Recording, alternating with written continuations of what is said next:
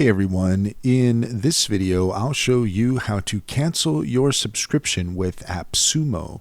In order to do so, first off, if we are on appsumo.com, then you should be met with a screen similar to this.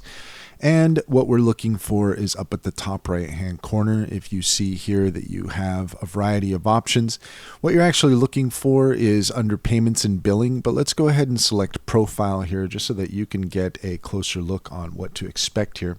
So with Appsumo, the majority of the software that is available you can purchase for a one-time charge.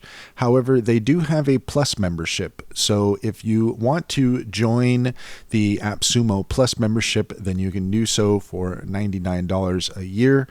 And if you're looking to cancel your subscription, then what you're going to need to do is you're going to need to go into the payments and billing section.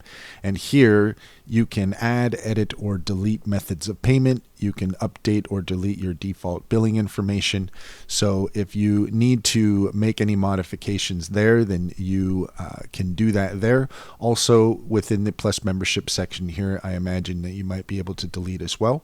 However, there is no option that I can see elsewhere in order to delete. I assume that that is the case because I don't have the subscription. So either payments and billing or under Plus membership, and you should be able to cancel your subscription from there.